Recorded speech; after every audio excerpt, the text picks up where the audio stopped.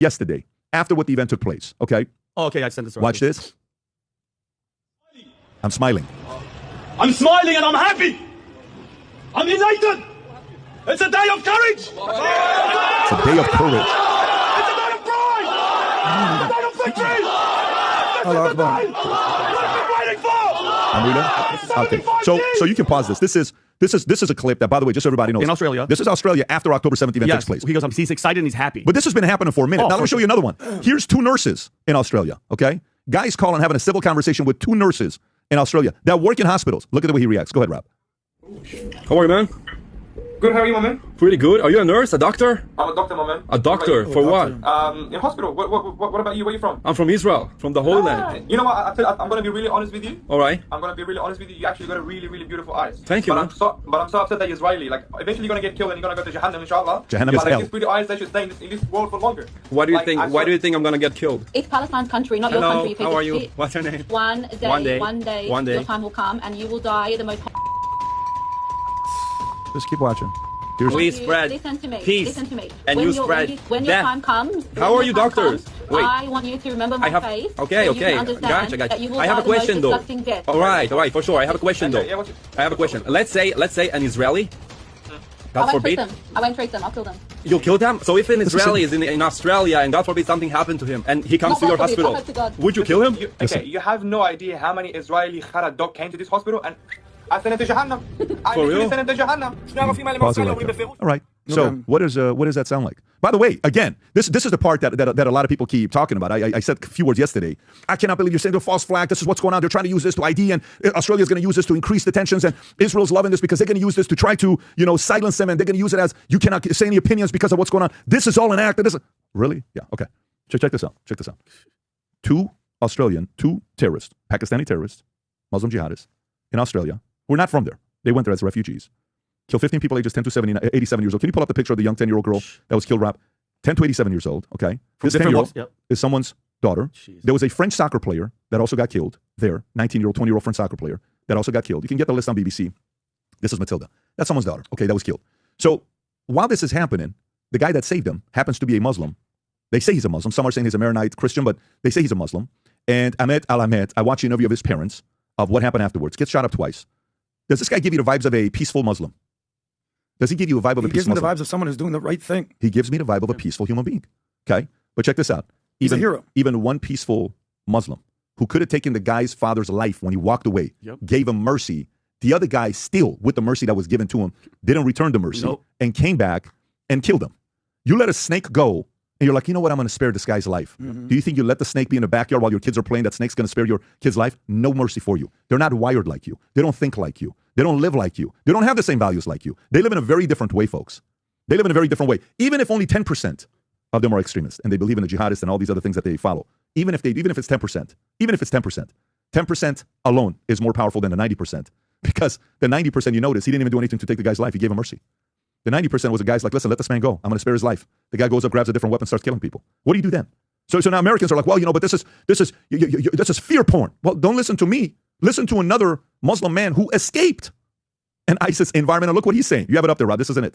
Okay, if you can go to the next clip, not this one, Rob, keep going. Right there. Watch what he's saying. And maybe, Rob, if you can fast forward 20 seconds when he starts speaking. From right there. Yeah. Watch this here. When he says it is the beginning. Watch this, folks. Okay, go ahead. Is the current beginning of the death. It's already happening. There are areas in France where Christians cannot walk freely.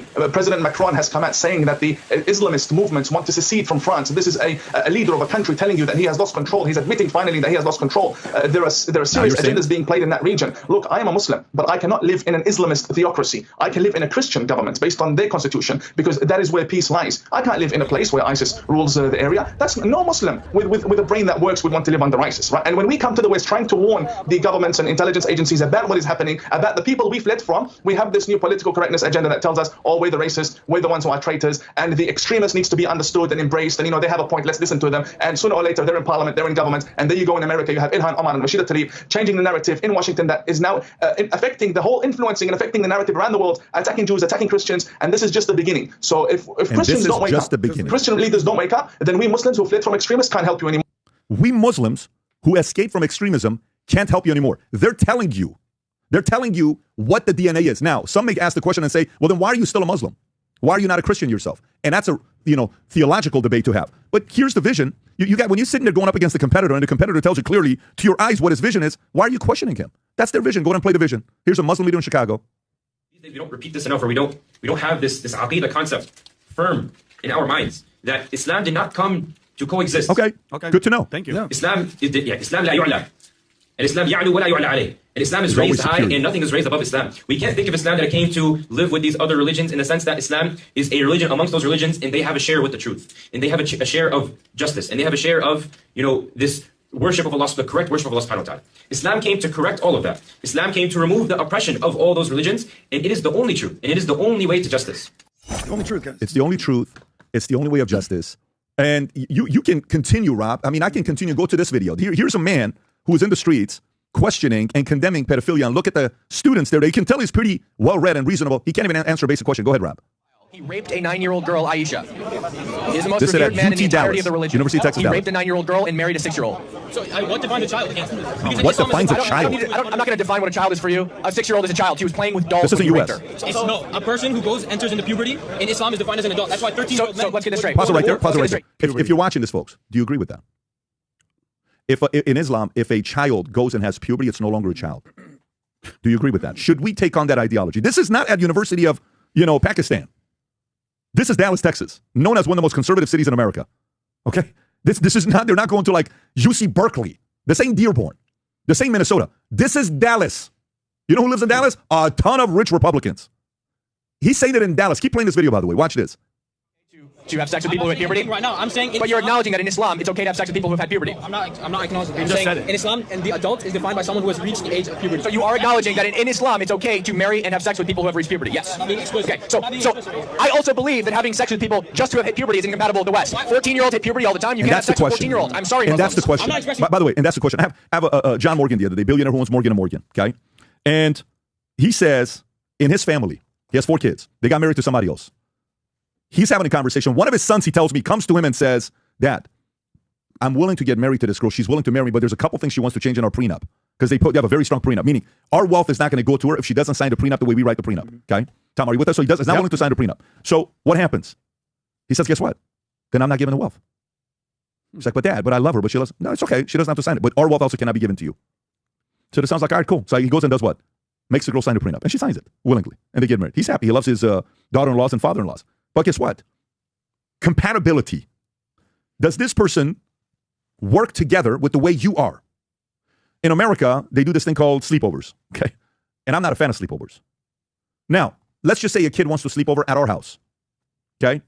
With me on the floor, with 3 security guards, nothing upstairs in the room, nothing by themselves, nothing door closed, nothing. It's not compatible with my values and principles. It's not. What if they say, but we do it all the time. I don't care what you do. I don't do it. So if somebody's like, well, what's wrong with this? This is their values and principles. It is not compatible with the values and principles of America. It's just not. Should you just sit there and compromise your values and principles? Really? Should that be a non-negotiable? I don't know. I don't think it needs to be. I don't think you need to negotiate your non-negotiable. I don't think you just sit there and you're like, it's not a big deal. Let them do it. It's okay. Come on down. No. Come downstairs. No one's upstairs in the room with the doors closed. You're 12 years old. No one needs to be upstairs with the doors closed. Get downstairs. Why? Because it's not compatible with my values and principles. America has a certain set of rules, guidelines, things that we follow. Then you want to let somebody else just come in and say, no, this is how we do it. No, this is how we do it. And by the way, just so you know, not only are we here in your home, in your country, but we also didn't come here in your home, in your country to what? To not only be compatible, but we also didn't come here to coexist. And what Americans say? It's okay. Come on in, guys. It's okay. It's okay. It's okay. It's okay. Well, you're an Islamophobic. It doesn't bother me when you say that. It doesn't matter. Vinny's starting to get death threats right now on his starting. It's been going on for messages. And so you get these messages, and what do you hear about? You think this is a normal way of going? And by the way, keep this in mind. All this conversation there, Australia, you got now happening. UK has been happening for many, many years. You're seeing stories in Europe. You have a Rob. I don't know if you heard what this previous leader from UAE. Do you have that one, Rob? Who is saying we told you from Europe to be careful 7 years ago that this was given. This is not a new one that was given. Your UAE foreign minister issued a warning to the West. Do you have that one, Rob? No. It's in one of the ones in the message that I have in our notes section. Yeah, everybody has seen this before we put this on the podcast. But this is a warning, West. This is a warning, Rob. I just texted it to you. This is a warning right there. Okay, right there. See how long it is? If it's the shorter one, 45 perfect. That's the one. Watch this. This is, and by the way, he specifically decides to say it in English, so he's not. You don't have to translate and not even trust the translation by 2%. He says it to you in English. This is UAE's foreign minister. Go ahead, Rob. And let me say this in English so you can understand what I'm saying. I have translation. No, I know you have translation, but I just want to make sure you get it right. There will come a day that we will see far more radical extremists and terrorists coming out of Europe because of the lack of decision-making, trying to be politically correct, or assuming that they know the Middle East and they know Islam and they know the others far better than we do. And I'm sorry, but that's pure ignorance. He's giving you the warning. That's like a lifeguard going, guys. There's sharks in the ocean. So can you go like this? You don't know shit. What do you think should be the solution here, Tom? Well, I have an idea about the solution. And just backing up to everything and just summarizing what I've heard is what people have been thinking. They use diversity. If you're against diversity, then you're a racist and you're bad. And they open the borders with the empathy tool. Their objective was to win elections and bring people in. The consequences, they lose the country. For all those years, they maintained control. Democrats maintained control over ethnic minorities as voting blocks here because they gave them something. And so that's the way the Democrats are thinking. They're thinking, oh, we'll just give them this, we'll give them that. No, we'll give them the freedom to do this. And conservatives will scream bloody murder, but so what? We got our voting block. But now they're going to lose the country. At some point in time, Elon Musk is right. The empathy, the suicidal empathy, we have to recognize what it is. That, in business, Vinny, if I had a contract with you and all of a sudden there's a problem we have and we review the contract, we find out that something wasn't written in there that, anticipated this problem. You know what we do? We do an addendum because it's called a loophole. Well, one of us is using a loophole and we need to tighten this up. You want to say business with me? Yes. I want to stay in business with you. So we have to close this loophole. Let's close the loophole, make an addendum because no one saw COVID coming and it's affected us. Pat, there's a loophole in the Constitution and there's a loophole with suicidal empathy. And some leader in the United States has to stand up and say that we are now going to put a filter at the border. We've seen enough. I mean, look at all the people that want socialism in the United States, but don't want to go look at what you can see happened in Europe. They don't want to go back and look at that. You can see the case study. Look how Greece was among the first. And it's been 15 years or more since they had the austerity riots. You know what that was, Vinny? That was people being told, hey, we told you could have retirement. We told you could have this. We told you could have that. Yeah, we're broke and we're not going to give you that. And everybody protested. The people that were 55 protested because they were told they had to work 5 years more. Young people in their mid-20s protested because if their grandparents and their aunts and uncles work 5 years more, they can't get government jobs. So everybody was upset. They burned cars and big riots. We don't see those case studies. Pat, the case studies are there. There's a loophole in the Constitution. There's a loophole with suicidal empathy. And some leader needs to say, we are now putting a filter on this and it stops now. It's not going to be easy. People are going to say, you're pulling freedoms. You're not in favor of what's going on here. The other side of the Constitution. No, we have found the loophole. We have to close it. Well, this is a generational curse within